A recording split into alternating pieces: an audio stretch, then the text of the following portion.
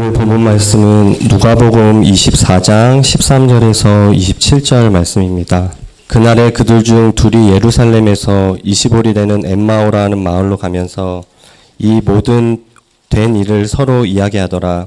그들이 서로 이야기하며 문의할 때에 예수께서 가까이 이르러 그들과 동행하시나 그들의 눈이 가리어져 그인 줄 알아보지 못하거늘 예수께서 이르시되 너희가 길 가면서 서로 주고받고 하는 이야기가 무엇이냐 하시니 두 사람이 슬픈 빛을 띠고 머물러 서더라. 그 한 사람인 글로바라 하는 자가 대답하여 이르되 당신이 예루살렘에 처류하면서도 요즘 거기서 된 일을 혼자만 알지 못하느냐. 이르시되 무슨 일이냐. 이르되 나사렛 예수의 일이니 그는 하나님과 모든 백성 앞에서 말과 일에 능하신 선지자이거늘 우리가 대제사장들과 관리들이 사형 판결에 넘겨주어 십자가에 못 박았느니라. 우리는 이 사람이 이스라엘을 속량할 자라고 바랐노라. 이뿐 아니라 이 일이 일어난 지가 사흘째요. 또한 우리 중에 어떤 여자들이 우리로 놀라게 하였으니 이는 그들이 새벽에 무덤에 갔다가 그의 시체는 보지 못하고 와서 그가 살아나셨다 하는 천사들의 나타남을 보았다 함이라. 또 우리가 함께한 자 중에 두어 사람이 무덤에 가 과연 여자들이 말한 바와 같음을 보았으나 예수는 보지 못하였느니라 하거늘 이르시되 미련하고 선지자들이 말한 모든 것을 마음에 더디 믿는 자들이여 그리스도가 이런 고난을 받고 자기의 영광에 들어가야 할 것이 아니냐 하시고 이에 모세와 모든 선지자의 글로 시작하여 모든 성경에 쓴 바 자기에 관한 것을 자세히 설명하시니라. 아멘. 부활의 날에 엠마오로 내려가는 두 제자가 있었습니다. 마가복음 16장을 보면 그들 역시 몇몇 여인들의 빈 무덤 사건에 대한 이야기를 들은 자들이지만 헛소리로 여기던 자들이었습니다. 그들은 예루살렘에서 유월절을 지낸 후 안식일까지 준수한 다음 그들의 고향인 엠마오로 내려가고 있었습니다.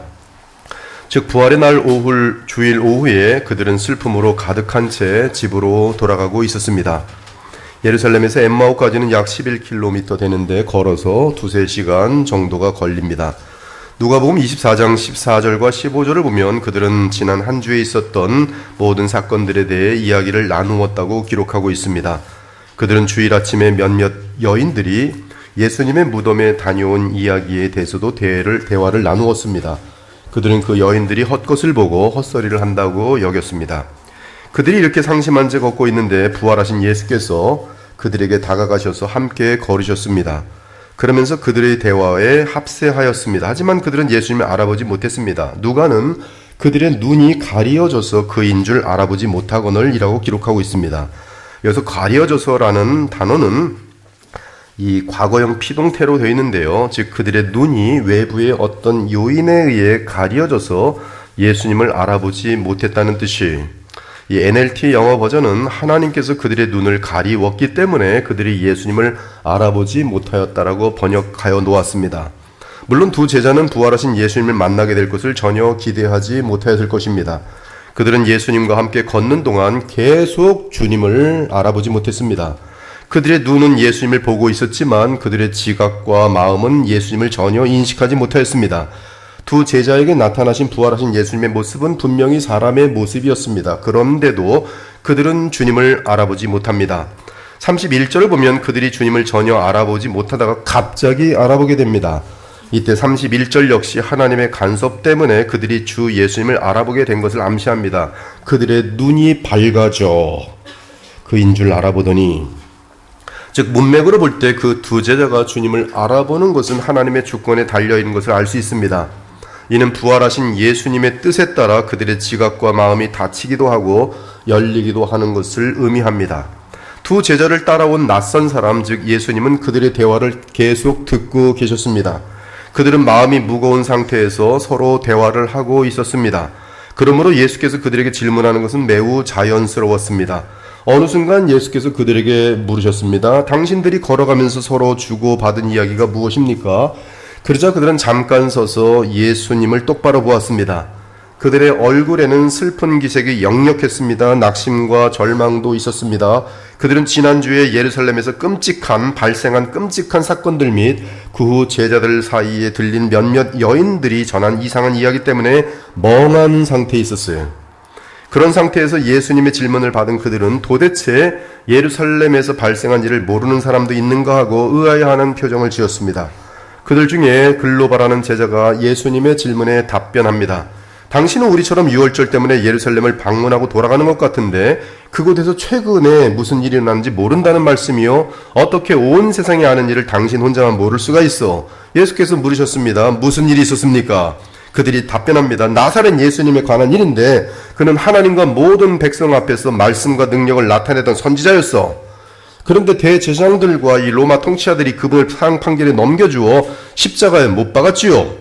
우리는 그분이 이스라엘을 구원할 자라고 단단히 믿고 바랐는데 이렇게 십자가에 죽고 말았답니다. 그런데 더 이상한 일은 그분은 십자가에 3일 전에 죽었는데 오늘 아침 새벽에 몇몇 여인들이 그의 무덤에 갔다가 그분의 시체를 보지 못하였다는 것이, 심지어 천사들이 나타나서 그들에게 하는 말이 예수께서 살아나셨다고 말했다는 것입니다. 이게 말이 됩니까? 그럼에도 우리와 함께하는 제자들 중에 두어 사람이 확인해 보려고 무덤에 가보았는데 정말 여자들이 말한 것처럼 예수님의 시신이 없더라는 것입니다. 그 중에 한 제자는 예수님이 부활했다고 말하였고 대부분의 다른 제자들은 헛소리 하지 말라며 조용히 입 닥치고 있으라고 말했습니다. 아무튼 지금 예루살렘에 있는 제자들 지금 혼돈에 빠져 있습니다. 두 제자는 계속해서 그들과 함께 걷고 있는 예수께 예루살렘에서 발생한 일들에 대해 상세하게 말했습니다. 그들은 예수님이 이스라엘을 구원할 뿐이라는 소망을 가졌었는데 지금은 그 소망이 사라졌다는 것이, 지금 이들의 상태는 나머지 제자들의 상태와 같았습니다. 즉 예수님의 죽음은 제자들 모두의 기대에 종지부를 찍었던 것이, 이제 그들의 소망은 사라지고 없습니다. 그들의 소망은 예수께서 이스라엘을 구원하는 것이었어요. 그들은 예수께서 이스라엘 백성을 정결하게 하시고 나아가 로마 제국으로부터 이스라엘의 남은 자들을 구원하여 뭇 나라 위에 세울 메시아라고 믿었습니다. 그들은 예수께서 주의 참된 백성을 로마 군대에 박해해서 가난에서 병마에서 구해줄 메시아라고 믿었습니다. 그런데 그 예수님이 십자가에 죽어버린 것이, 두 제자와 함께 걸으시던 예수께서는 이스라엘의 구속에 대한 그들의 오해를 바르게 잡아주어야 했습니다. 부활하신 주님은 제자들을 비롯한 이스라엘 백성이 그릇된 메시아관을 지니고 있었기 때문에 그들의 그릇된 개념과 하나님 나라에 대한 무지를 바로 잡아주셔야 했습니다. 그런 이유 때문에 부활하신 주 예수님은 40일 동안 제자들에게 나타나시면서 그들의 그릇된 메시아관을 고쳐주시고 하나님 나라를 교훈하셨던 것이, 그리고 성령께서 강림하신 후 비로소 주의 참된 제자들은 이스라엘의 구속이 무엇을 의미하는지 희미하게나마 올바르게 이해하기 시작했습니다. 21절에서 개역개정이 이스라엘의 속량이라고 번역한 원어는 루트로우인데 그 원어의 의미는 어떤 사람의 빚을 대신 지불하여 노예 상태에서 구원한다는 뜻이 리뎀션이라고 하고, 이 사랑하는 여러분, 구약과 신약에 있어서 가장 중요한 이 구원 또는 구속의 개념은 죄로부터의 속량이, 이를 위해 하나님께서는 그의 독생하신 아들 예수께서 주의 백성의 죄값을 지불하도록 이 땅에 보내신 것이며, 예수님 역시 아버지의 말씀에 순종하여 자기 생명과 보혈로 그의 백성의 죄값을 친히 지불하심으로 그들로 하여금 죄와 마귀와 죽음의 권세로부터 자유롭게 하신 것이, 따라서 정치적인 자유나 경제적인 자유가 이스라엘의 구속이 아닙니다. 물론 주의 피로 값주고 산 모든 주의 백성들은 궁극적으로 주님처럼 새로운 몸으로 부활하여 새로운 땅에서 하늘과 이 새로운 땅과 하늘에서 영원히 살게 될 것이, 그때는 배고픔과 가난도 없을 것이며 정치적인 압박도 없을 것입니다.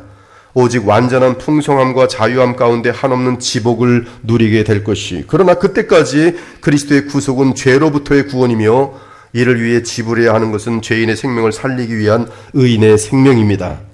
따라서 의인 예수께서 십자가에서 하나님의 공의로운 율법에 따른 형량을 지불함으로 그 피로 값주고 산 자들은 죄와 율법으로부터 사망으로부터 자유롭게 되는 것이, 마침내 예수께서 그 두 제자에게 책망하시는 투로 말씀하십니다. 근엄하며 권위 있는, 그러나 확신을 주는 답변을 하십니다. 하지만 아직 그 두 제자는 예수님을 알아보지 못합니다. 이르시되 미련하고 선자들이 말한 모든 것을 마음에 더디 믿는 자들이여, 그리스도가 이런 고난을 받고 자기의 영광에 들어가야 할 것이 아니냐 하시고, 이에 모세와 모든 선자의 글로 시작하여 모든 성경 전체 모든 성경에 쓴 바 자기에 관한 것을 자세히 설명하시니라. 예수께서 그들을 향해 미련하다라고 하신 뜻은 어리석다는 뜻으로서 생각이 짧고 성경을 제대로 모르니 현재 발생하는 상황에 대해 전혀 바르게 이해하지 못하고 제대로 판단하지 못하고 있다는 것이, 또한 모든 것을 마음에 더디 믿는 자들이라고 말씀하신 것은 마음이 둔한 상태를 말합니다. 이는 성경의 진리와 권위보다 자신의 작은 머리와 경험을 의존하는 상태로서 영적인 일들과 진리에 둔한 것이 마음이 3000% 가 있는 것이죠. 따라서 그들은 마음으로 진리를 붙들지 못하였으므로 무지와 절망에 빠지게 되었던 것입니다.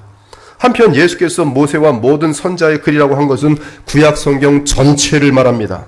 즉 제자들이 성경을 믿는다면 빈 무덤에 대한 여자들의 보고를 믿었을 것이며 따라서 주께서 부활하신 사실을 알았을 것이, 그러나 그들은 하나님께서 그분의 선자들을 통해 하신 말씀을 알지도 못하였고 전혀 믿지도 않았습니다. 물론 그들은 모세와 모든 선자의 글 중에 부분적으로 자신들이 원하는 것은 받아들였어요. 지금도 이 시대의 이단들을 자기가 원하는 것 뽑아가지고 자기 멋대로 믿고 있습니다. 허다한 교회들이 자기들이 원하는 것만 믿고 앉아있어요. 허다한 신자들이 성경에서 내가 원하는 탐욕을 채워줄 것들을 믿고 있어요. 그러나 성경대로 성경 해석하지 못하며 그러므로 그들에게 좌절이나 어려운 일이 찾아오면 절망하고 믿음을 잃어버리는 거예요. 그들은 모세와 모든 선자들 글 중에 자신들이 원하는 것만 받아들였어요. 그러나 구약 성경 전체가 말하는 골자를 놓쳤던 것입니다. 핵심을 놓쳤어요. 그들은 메시아가 영광 가운데 오신다는 것만 믿었어요.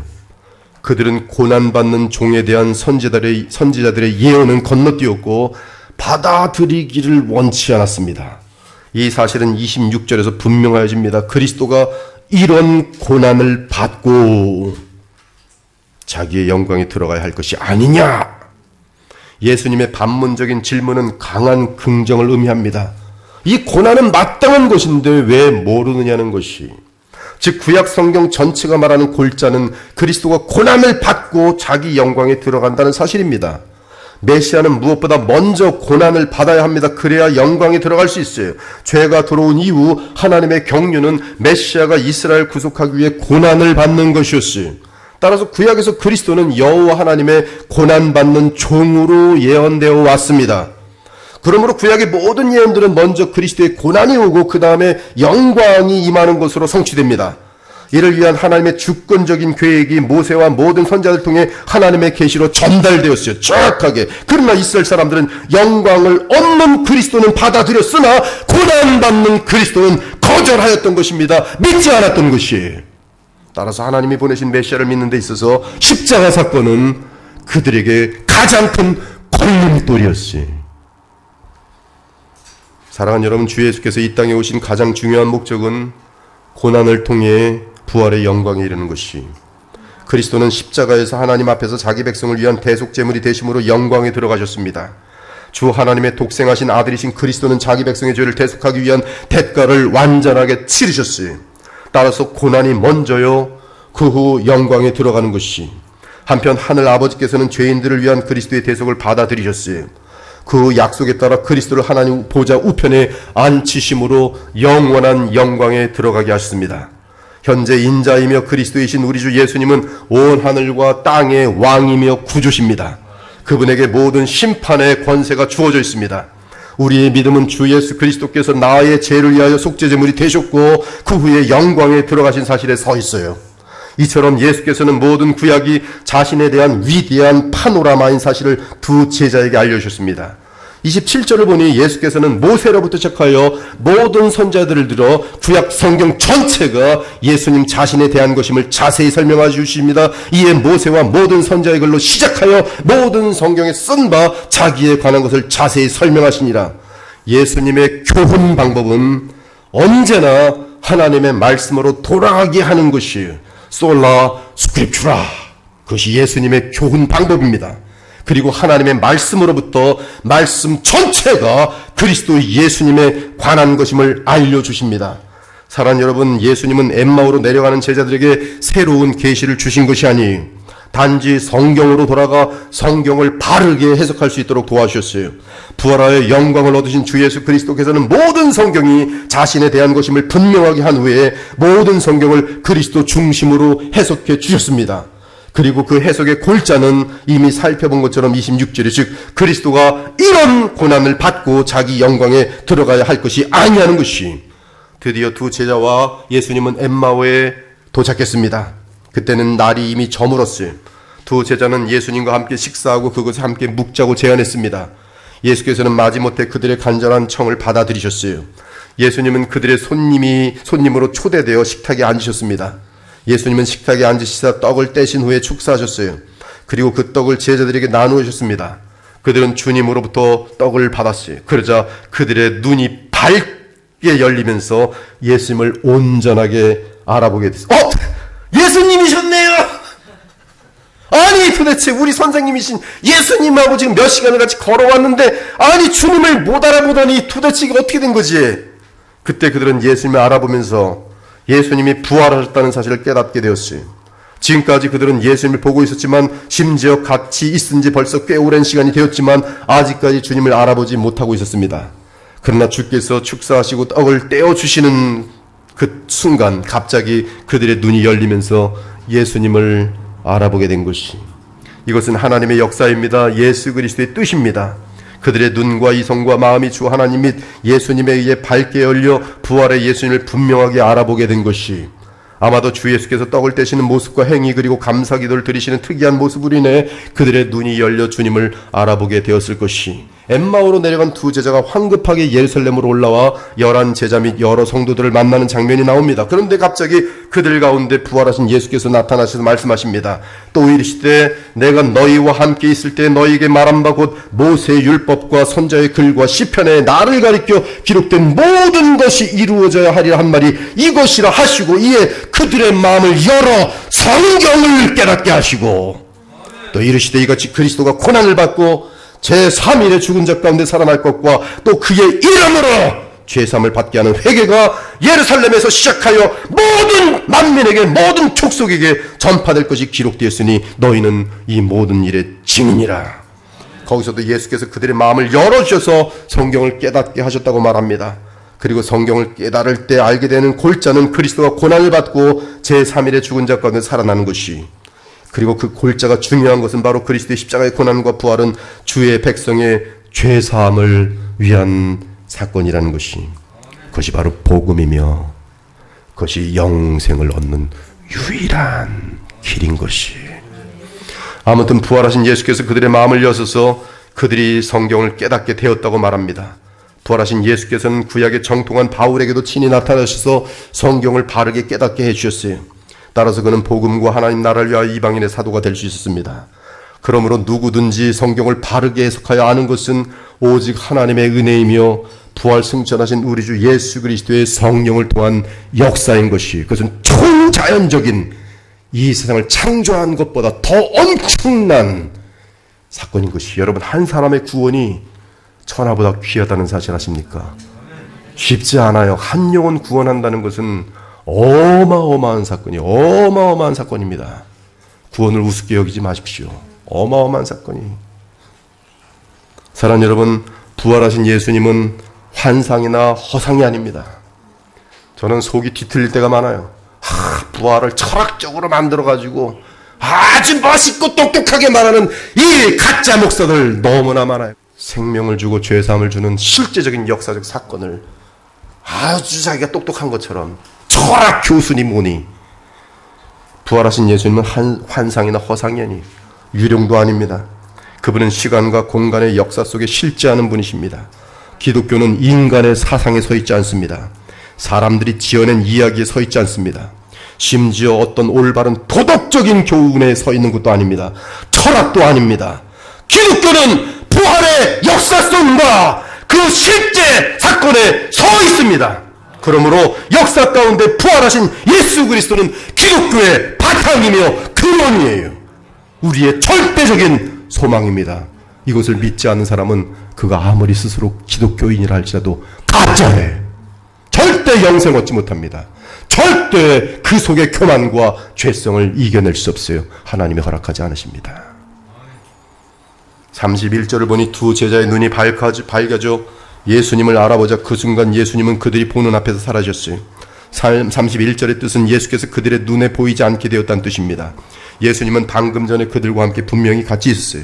그러나 갑자기 주께서 보이지 않습니다. 그들 눈에서 사라지신 것이. 이처럼 예수님은 부활과 함께 이제는 자신의 뜻대로 나타나기도 하시고 사라질 수도 있는 새로운 상태에 들어가셨습니다. 36절을 보면 부활하신 예수께서 완벽하게 봉인된 무덤에서 나오신 것처럼 이제 사방으로 잠긴 집 안으로 들어오셔서 나타나십니다. 요한은 그 장면에 대해 설명하기를 그것은 밀폐된 공간이라고 진술하였어요. 유대인들을 두려워하여 닫힌 문들을 닫았더니 예수께서 오사 가운데 서서 이르시되 너희에게 평강이 있을지어다. 지금 현재 우리로서는 부활체의 특성이 어떤 것인지 거의 알 수 없습니다. 우리가 아는 것은 영광의 부활체는 자기 뜻대로 현재 시공간을 초월하여 움직일 수 있다는 사실이, 또한 인간의 오감을 초월하여 존재한다는 사실입니다. 영광의 부활의 몸은 현재의 죄와 저주로 인하여 부끄러워진 썩어질 이 몸과 비교할 수 없습니다. 부활의 몸은 영광의 몸이며 영원히 죽지 않는 불멸의 몸이. 예수께서 그들 앞에서 갑자기 사라지자 두 제자들이 서로 말합니다. 길에서 우리에게 말씀하시고 우리에게 성경을 풀어주실 때 우리 속에서 마음이 뜨겁지 아니하더냐. 그들은 낯선 어떤 사람이 나타나 성경을 풀어줄 때 그들 마음이 뜨거워졌습니다. 뜨거워진 그들의 마음은 그 낯선 사람을 향한 진심과 사랑으로 나타났어요. 그래서 그들은 그에게 함께 식사하며 머물자고 간청하였던 것이, 사랑하는 여러분, 누구든지 부활의 주님을 만나게 되면, I saw the light, 그 부활의 예수 그리스도를 만나게 되면 주님과 식사하며 함께 거하게 됩니다. 현재 우리가 부활의 주님을 만나는 것은 성령 안에서 그분을 만나는 것을 말합니다. 성령은 부활하신 그리스도의 영으로서 우리가 성령 안에 있으면 우리의 마음이 뜨거워집니다. 예수 그리스도를 향한 사랑으로 불타오르고 거룩함을 향한 소원이 불타오르고 진리와 진실을 향해 가슴이 불타오르게 됩니다. 이러한 뜨거운 마음을 소유한 자들은 서로 간에 뜨겁게 진실함으로 그리스도의 사랑으로 사랑하게 됩니다. 그 사랑 안에는 진리에 대한 깨달음과 기쁨과 평강과 소망이 가득합니다. 열정과 기대와 신기함으로 가득하게 됩니다. 이는 부활하신 그리스도의 영이 우리 안에 역사하기 때문입니다. 즉 부활하신 주 예수 그리스도를 영적으로 그러나 실제로 만났기 때문에 두 제자에게 나타난 똑같은 증상이 우리에게도 나타나는 것이, 이 성령의 역사가 아닌 것에 의해서 봉사하는 사람들은 조금 하다가 안 알아주면 화딱지를 내요. 열정이 없어요. 사랑이 없어요. 자기를 위한 거예요. 그냥 자기를 위한 게 교회 와서 할 뿐이에요. 그리고 항상 문제가 발생하게 있어요. 미움과 시기와 질투와 그냥. 그러나 예수 그리스도, 부활의 예수 그리스도를 만난 자들은 내가 얼마나 무서운 죄인인지를 알면서 그럼에도 나를 살려주시는 예수님 사랑 때문에 내 생명 100개, 1000개, 10,000개가 있더라도 내 혀가 수억 개가 있을지라도 그 은혜와 영광을 다 찬미할 수 없는 것이, 그러므로 성령 안에서 부활하신 그리스도를 만나기 바랍니다. 그러면 우리의 믿음과 마음이 뜨거워져서 사랑의 열정으로 타오를 것이, 하나님을 향한 감사와 사랑이 뜨거워질 것이고 그 사랑에 강건되어 성도들을 향한 사랑 역시 뜨거워질 것이, 그러면 가장 중요한 내용입니다. 어떻게 그리스도의 영을 통해 그리스도를 만납니까? 어떻게 그리스도의 영을 통해 그리스도를 만납니까? 다른 길이 없습니다. 예수께서 하신 대로 해야 돼요. 부활하신 주께서 두 제자의 마음을 뜨겁게 하기 위해 하신 일은 새로운 계시를 주신 것이 아니라 기존의 성경을 풀어주신 것이, 그러므로 우리는 마음문을 활짝 열고 올바르게 성경을 풀어주는 복음의 말씀을 듣고 믿어야 합니다. 올바른 설교 말씀을 마음으로부터 받아서 믿어야 합니다. 그러면 그리스도의 생명의 말씀이 우리 마음속에 임하면서 우리가 부활의 그리스도를 만남으로 마음이 뜨거워질 수 있는 것이, 부활하여 영원히 살아계신 그리스도를 개인적으로 만난 두 제자는 당장 다른 제자들이 모여있는 예루살렘으로 달려갔습니다. 그곳에 이르니 11명의 사도 및 여러 성도들이 함께 모여 있었어요. 매우 늦은 시간이었지만 상관없었습니다. 그들은 두세 시간을 다시 걸어서 예루살렘에 도착하였어요. 아마도 대단히 늦은 시간에 예루살렘에 도착했을 것입니다. 예루살렘에 있던 제자들은 로마 군병들과 유대인들이 두려워서 꼭꼭 사방으로 문을 잠그고 있었습니다. 마침내 두 제자가 다른 제자들이 모여있는 집안까지 들어오게 되었습니다. 그들 중에는 이미 부활하신 주님을 만나본 증인들도 있었습니다. 그럼에도 수많은 제자들이 여전히 부활을 믿지 않고 있었어요. 그 와중에 엠마오로 내려갔던 두 제자가 그들을 다시 찾아온 것이, 그리고 그 두 제자가 자기들에게 있었던 일을 이야기하자 그곳에 모인 무리들은 크게 흥분하였습니다. 그럼에도 그들 중에는 주 예수님의 부활을 믿지 않는 자들이 여전히 있었어요. 두 사람이 가서 남은 제자들에게 일렀으되 알리었으되 역시 믿지 아니하더라. 이때 더 놀라운 사건이 발생했습니다. 36절이에요. 이 말을 할 때에 예수께서 친히 그들 가운데 서서 이르시되 너희에게 평강이 있을지어다 하시니 두 제자가 말하는 중에 부활하신 예수 그리스도께서 그들 가운데 나타나신 것입니다. 갑자기 불현듯 나타나셨어요. 예수님은 벽을 부수고 들어오신 것이 아닙니다. 문을 열고 들어오신 것도 아니, 그곳은 사면으로 갇혀 있었고 문이 잠긴 상태였습니다. 따라서 예수께서는 부활의 몸의 초자연적인 능력으로 그들 가운데 오신 것이, 부활하신 영광스러운 몸은 이 땅의 시간과 공간과 오감에 제한되지 않습니다. 주께서 우리를 위해 다시 재림하실 때도 이 땅의 시간과 공간과 오감에 제약되지 않고 임하실 것이, 그 이유는 그분은 부활의 영광 상태에 계시기 때문입니다. 그러자 그곳에 모인 자들은 갑자기 그들 무리 가운데 나타나신 예수님 보고 깜짝 놀랐어요. 그들이 놀라고 무서워하여 그 보는 것을 영으로 생각하는지라. 그들은 부활체의 특성에 대해 전혀 아는 바가 없었기 때문에 예수께서 갑자기 나타나시자 놀랄 수밖에 없었고 유령으로 의심할 수밖에 없었습니다. 개역개정은 그들이 예수님을 보고 놀라워 무서워하여라고 번역했는데, 쉽게 말하면 그곳에 있는 사람들은 전부가 갑자기 나타나신 예수님을 보고 놀라 소스라쳤다는 것이. 이에 예수께서 말씀하십니다. 어찌하여 두려워하며 어찌하여 마음에 의심이 일어나느냐. 내 손과 발을 보고 나인 줄 알라. 또 나를 만져보라. 영은 살과 뼈가 없으되 너희가 보는 바와 같이 나는 있느니라. 이 말씀을 하시고 손과 발을 보이시니 그들이 너무 기쁨으로 아직도 믿지 못하고 놀랍게 여길 때 이르시되 여기 무슨 먹을 것이 있느냐 하시니, 이에 구운 생선 한 토막을 드리니 받으사 그 앞에서 잡수시더라. 생선 드시는 부활의 예수님. 이 말씀을 하시고 손과 옆구리를 보이시니 칼에 창에 찔린 옆구리, 그리고 손의 못자국을 보이시니 제자들이 눈물을 흘리며 감동하며 주를 보고 기뻐하더라. 예수께서 또 이르시되 너에게 평강이 있을지어다. 아버지께서 나를 보내신 것 같이 나도 너희를 보내노라. 이 말씀을 하시고 부활의 우리 주 예수 그리스도께서 그들을 향하여 숨을 내쉬며 이르시되 성령 받으라. 예수께서는 살아나셨으며 영원히 죽지 않는 몸으로 일어나셨어요. 바울은 부활의 첫 열매를 따라 풍성하게 추수 때 거두게 될 우리의 부활체에 대해 선포합니다. 죽은 자의 부활도 그와 같으니 썩을 것으로 심고 썩지 아니할 것으로 다시 살아나며 욕된 것으로 심고 영광스러운 것으로 다시 살아나며 약한 것으로 심고 강한 것으로 다시 살아나며 육의 몸으로 심고 신령한 몸으로 다시 살아나니 육의 몸이 있은즉 또한 영의 몸도 있느니라. 우리가 흙에 속한 자의 형상을 입은 것 같이 또한 하늘에 속한 이의 형상을 입으리라. 형제들아, 내가 이것을 말하노니 혈과 육은 하나님 나라를 이어받을 수 없고 또한 썩는 것은 썩지 아니하는 것을 유업으로 받지 못하느니라. 이 썩을 것이 썩지 아니할 것을 입겠고 이 죽을 것이 죽지 아니함을 입으리로다.